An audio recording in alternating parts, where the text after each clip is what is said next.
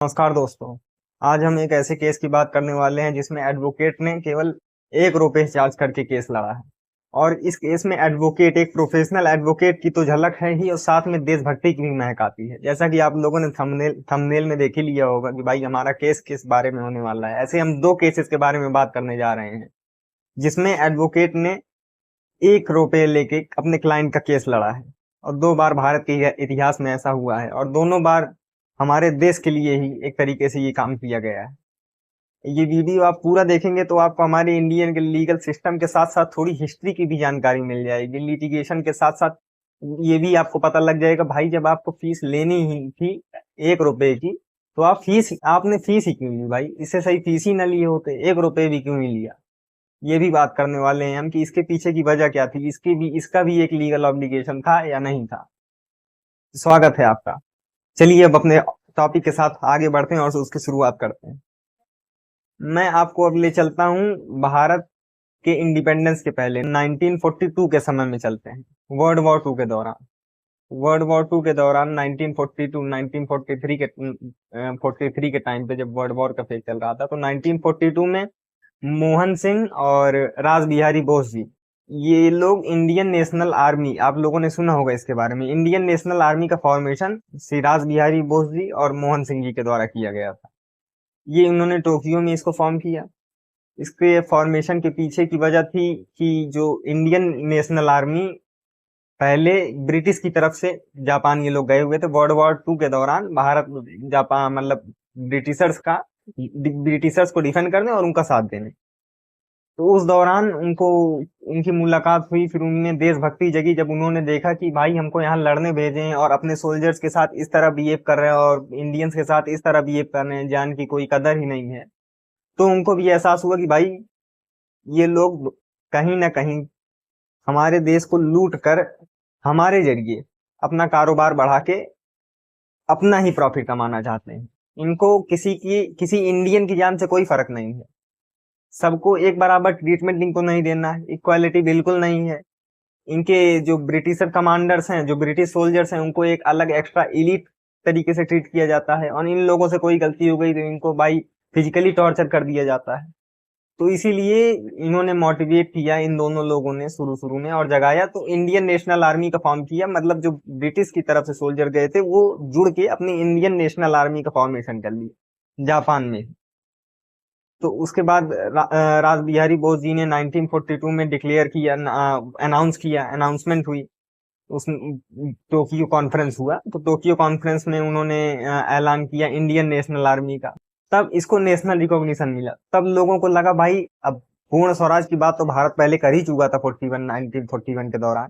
अब लग रहा है कि भारत जियो पॉलिटिकली भी काम करेगा और अब ज्यादा देर नहीं है इंडिपेंडेंस में भारत को। ये पूरी दुनिया को भी उस समय समझ में आने लगा।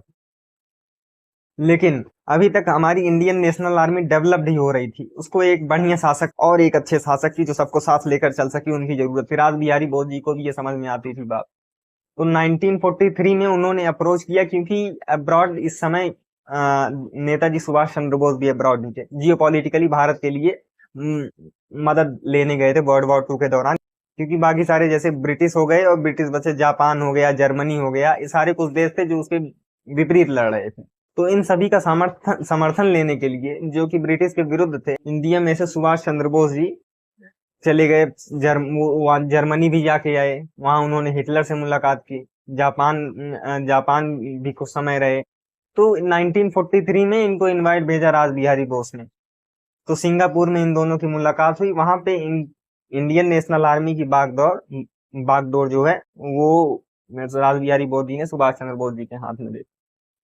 अब इन्हीं के दौरान वो फ्लरिश किया इंडियन नेशनल आर्मी। काफी सारे लोग उसमें और जुटे, उसको ताकत मिली, उसको और एक्टिवली वो इंगेज करने लगी वॉर में। और उन्होंने इंडियन नेशनल आर्मी का आजाद हिंद फौज नाम दिया था नेताजी सुभाष चंद्र बोस ने। तो ये एक नई बात थी। उसके बाद ये हो गया। फिर उसके बाद हम बात कर लेते हैं कि 1945 में एक दो वॉर भी लड़े इंडियन नेशनल आर्मी ने। लेकिन एक दो वॉर मतलब जापानीज के साथ वॉर लड़ा।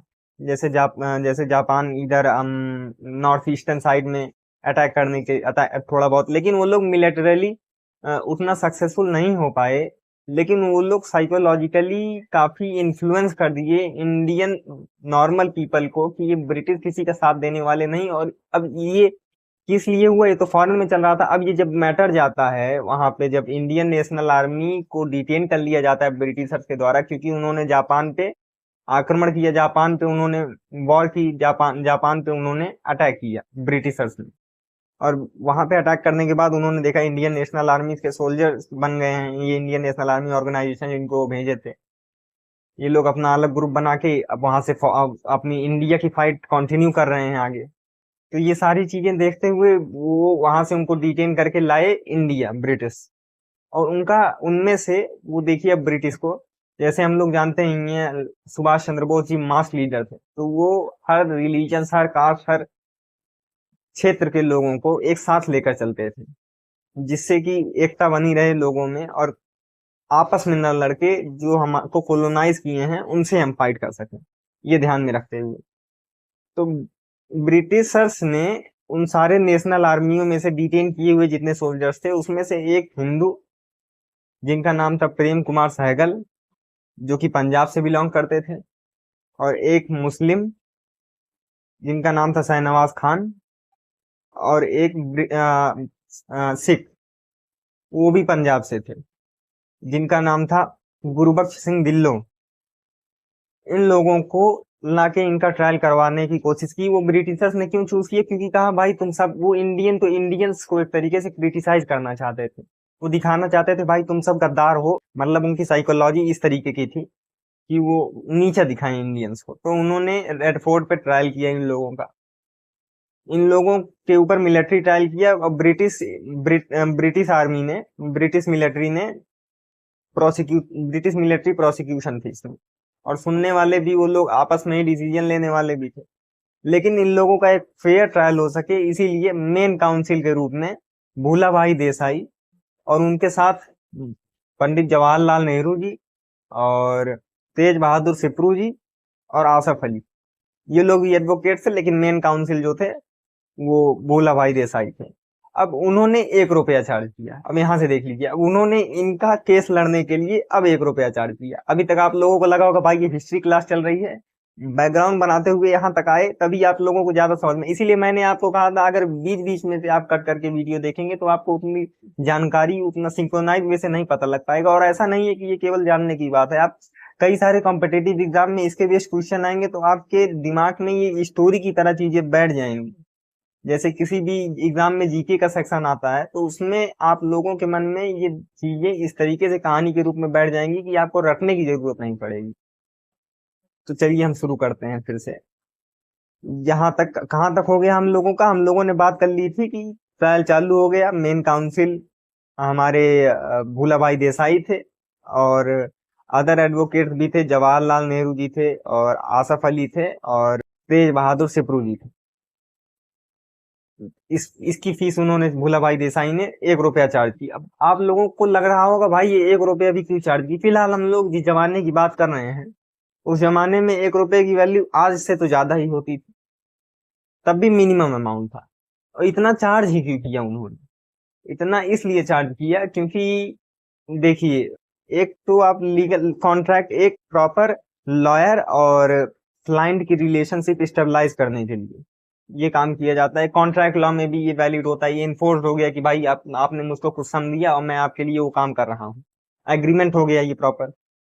पहली बात तो ये हो गई कि बाकी कॉन्ट्राडिक्शन कोई कॉन्ट्राडिक्ट नहीं कर सकता बाद में। और दूसरा, फ्रीडम फाइटर्स की इज्जत बरकरार रखने के लिए कि उनका भी एक स्वाभिमान है, उनका भी एक अपना खुद का सामर्थ्य, साइकोलॉजिकल फैक्टर भी था इसमें। जैसे भूला भाई देसाई जी ने ये सब ध्यान में रखा कि मान लीजिए बाद में ये ना हो कि इंडियन नेशनल आर्मी के सोल्जर्स को वो लोग फ्री में ही उनको ऐसे ही डिफेंड कर दिया गया, उनका भी एक स्वाभिमान स्टेबलाइज रहे। इसीलिए कई सारे फैक्टर थे इनके वो 1 रुपया चार्ज करने की। तो ये तो हो गई बात। अब उसके बाद हम बात कर लेते हैं, ये पूरी सिचुएशन हो गई। अब उसके बाद हम एक बार फिर से इसको रिकैप करके देखते हैं। सबसे पहला इंडियन नेशनल आर्मी का स्टेबलाइजेशन हुआ, इंडियन नेशनल आर्मी को डिटेन किया गया, उनका ट्रायल ब्रिटिश के द्वारा किया गया। ब्रिटिश ने उनका ट्रायल किया रेड फोर्ट में, और रेड फोर्ट में उनको रिप्रेजेंट करने के लिए भूला भाई देसाई जी ने 1 रुपए की फीस चार्ज की। अब हम इस के डिसीजन की बात कर लेते हैं कि इसका डिसीजन क्या है। फिलहाल इसका डिसीजन देने वाले ही जब ब्रिटिश थे तो क्या ही डिसीजन देंगे। उन्होंने गिल्टी उनको अपलीट किया। उन्होंने चार्जेस क्या क्या लगाए, उन्होंने बेजिंग वॉर का चार्ज लगाया, उन्होंने मर्डर का चार्ज लगाया, अबेटमेंट टू मर्डर का चार्ज लगाया, भड़काने वगैरह का, और उन्होंने उसके बाद लगाया dissertation of British Indian Army to join Indian National Army, इसका भी चार्ज लगाया। कई सारे चार्जेस फ्रेम किए और उसके आधार पर उनको गिल्टी डिप्लीट किया। लेकिन इतना विद्रोह हो गया पूरे देश में क्योंकि सारे एक साथ जब एक हो गए, एकता हो गई, क्योंकि उन्होंने 3 रिलीजन को रिप्रेजेंट किया था, तो उनको फोर्सफुली उनको छोड़ना ही पड़ा। जितने को डिटेन करके इन्होंने कॉन्विक्ट किया था, उनकी रिहाई करनी पड़ी, उनका एक्विटल किया इन्होंने। तो ये तो रही पहले 1 रुपया फीस चार्ज करने की कहानी। क्यों चार्ज किया अब तो समझ में आ ही गया होगा, क्या क्या रीजंस थे। और देशभक्ति मैंने क्यों शुरू शुरू में कहा था, और दूसरा भी देशभक्ति से ही रिलेटेड, वो भी इंडियन की रेपुटेशन पूरे वर्ल्ड में इंक्रीज करने से ही रिलेटेड वो भी केस है। और अगले तो ऐसे एडवोकेट है जिनकी फीस कम नहीं होती, जिनकी फीस काफी हाई है, one of the top Indian lawyers में से एक है, और वो फीस हाई फीस चार्ज करने के लिए जाने जाते हैं। दूसरा मैटर और दूसरे एडवोकेट, वो हरीश साल्वे की मैं बात करने वाला हूँ।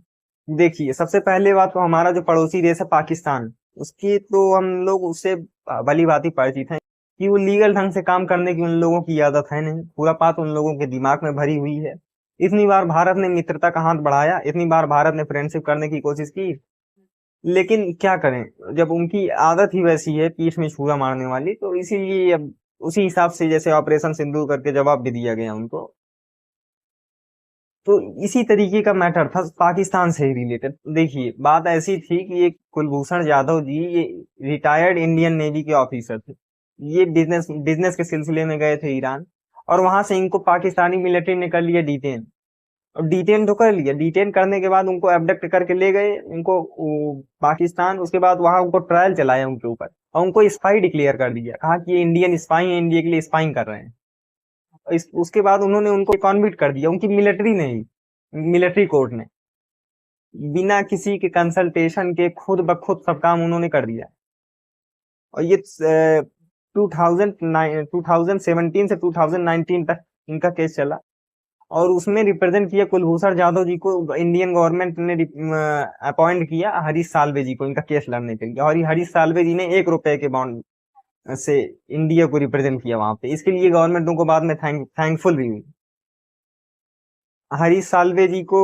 अब यहाँ क्या क्या पॉइंट था इनका हरीश साल्वे जी का पॉइंट क्या क्या था, और इंडियन गवर्नमेंट ने the Hague ICJ international court of justice में क्यों अपीयर क्यों किया इस मैटर को लेके। सबसे पहले तो कंट्रीज के बीच की बात थी। तो ये वीना कन्वेंशन जो है, वीना कन्वेंशन 1963 के अनुसार, आप अगर किसी भी फॉरेन नेशनल को डिटेन करते हैं तो सबसे पहली बात तो आप उसको कंसल्टेशन का एक मौका दे सकते हैं, अपने कंट्री के साथ उसको बातचीत करने का एक अवसर प्रदान कर सकते हैं। ये बात हो गई। आपने ना तो कंट्री से कंसल्ट किया, आप निष्पक्ष होने का तो छोड़िए, आपने कंट्री से तक कंसल्ट नहीं किया कि भाई मैंने आपके आदमी को इस तरह डिटेन किया है और मैं आपसे कुछ इसको अप्रोच करने के लिए, कुछ एड देने के लिए कंट्री को, इनको भी, ये भी अपने आप को रिप्रेजेंट कर पाए, इसीलिए कंसल्ट कर रहे हैं कंट्री से। ये साफ साफ वीना कन्वेंशन 1963 का वायलेशन था। तो यही इंडिया का आर्गुमेंट सबसे स्ट्रांग रहा। हरीश साल्वे जी ने आईसीजी में जाके आर्गुमेंट दिया। हरीश साल्वे जी ने कहा कहा कि सबसे पहली बात तो वीना कन्वेंशन 1963 के अनुसार ये कंट्री से कंसल्ट किए बिना, उनको फेयर ट्रायल किए बिना उनको कॉन्विक्ट कर दिए हैं, उनको कैपिटल पनिशमेंट दे दी गई कॉन्विक्ट करने के बाद। दहेग में अपील की, आईसीजे स्टेबलाइज दहेग नीदरलैंड्स में। तो वहां पे उनका सबसे पहला पॉइंट तो यही था हरीश साल्वे जी का, कि बिना कन्वेंशन ट्रीटी का वायलेशन हुआ, बिना कन्वेंशन ट्रीटी का। और उसके बाद आपने अनलॉफुल डिटेंशन करके इतना दिन रखा इनको। तो ये सारी चीजें जानते हुए इतना वायलेशन हुआ और उनको कंसल्ट करने का मौका नहीं दिया। आईसीजे ने 15:1 की मेजोरिटी से जजमेंट दे दिया, मतलब कि उसमें से 15 में से एक जज का डिसेंटिंग व्यू था, 14:1 कह सकते हैं। टोटल 15 थे तो उसमें एक लोग का डिसेंटिंग व्यू पॉइंट था। केवल एक लोग जो थे वो पाकिस्तान के पक्ष में जजमेंट दिया, और वो पाकिस्तान के द्वारा ही अपॉइंट किए गए थे। तो वो तो बनता ही है भाई, वहां पे उनको जवाब देना पड़ेगा जाके। तो ये तो मैटर हो गया। उसके बाद पाकिस्तान ने ये सब देखते हुए कैपिटल पनिशमेंट तो हटा दी, लेकिन कैपिटल पनिशमेंट हटाने की बात आईसीजे ने उनको कही, तो उन्होंने कैपिटल पनिशमेंट हटाई, लेकिन उन्होंने छोड़ा नहीं कुलभूषण जाधव जी को। वो एक तरीके से हो सकता है पॉपेट की तरह उनको आगे निगोशिएशन में यूज करना चाहते हैं, उनका स्वभाव ही है जब ऐसे में, तो क्या कर सकते हैं। तो ये बात हो गई। अब इसके बाद बात कर लेते हैं कि पाकिस्तान में क्या क्या डेवलपमेंट हुई। मान लीजिए अब इतना डिसीजन आने के बाद सबसे पहले तो पाकिस्तान ने पार्लियामेंट में लॉ पास किया, जिससे अब इंडिया जो थी वो एक बार रिव्यू पिटीशन फाइल कर सकती थी। अब इंडिया ने रिव्यू पिटीशन फाइल किया, लेकिन उसमें भाई पाकिस्तान का अंदर का सिस्टम है, उन्होंने कहा भाई मैं अपील का राइट, अपील के लिए कहा ही नहीं है आईसीजे में। और हमने रिव्यू पिटीशन जो कहा है वो भी, तो वो तो हमारा लॉ है, इतना बढ़िया हमारे यहाँ इतनी बढ़िया डेमोक्रेसी है जो हम करने दे रहे हैं। तो आखिरकार उन्होंने उनकी रिहाई नहीं की। लेकिन ये दो दो जो लीजेंडरी एडवोकेट्स की बात कर रहा हूँ, जो कि हमारे कंट्री का नाम जिन्होंने ऊंचा किया, जिन्होंने एक तरीके से लीगल सिस्टम की रेपुटेशन इंक्रीज की अपने देश को बाहर रिप्रेजेंट करके। उम्मीद करता हूँ ये 1 रुपए की फीस चार्ज जो क्लाइंट से की गई, ये क्यों की गई, और क्यों केस फ्री में नहीं लड़ा गया, और केस के बाद क्या क्या डेवलपमेंट्स हुई, क्या क्या आउटकम हुआ। उम्मीद करता हूँ ये सारी चीजें आपको समझ में आई होंगी। आगे आप लोगों को किस चीज पे वीडियो चाहिए, अगर ये चीजें आपको समझ में आई हो तो प्लीज चैनल को लाइक करें, सब्सक्राइब करें, और आगे इसको फॉरवर्ड करें ताकि और भी लोग जान पाए हमारे एडवोकेट्स के बारे में और हमारे कंट्री के बारे में, कि मुसीबत के समय हमारी देश की एकता सबसे मजबूत होती है। ये पूरे वर्ल्ड में सबसे ज्यादा हमारे इंडिया की एक खासियत है। हमने अभी ऑपरेशन सिंदूर के टाइम पे देखा कि जैसे कैसे पूरा भारत एक साथ खड़ा था। तो ये सारी स्पेशलिटी, ये सारी जानकारियां, ये सारे नाम, ये सारे काम जो भारत को ऊंचा बना सकते हैं, इसके बारे में भी हम समय समय पर बात करते रहते हैं, और इसके बारे में हमको जानना जरूरी है, और लोगों तक इसकी बात पहुंचाना जरूरी है। इसीलिए शेयर करें, इसको सब्सक्राइब करें। बहुत बहुत धन्यवाद।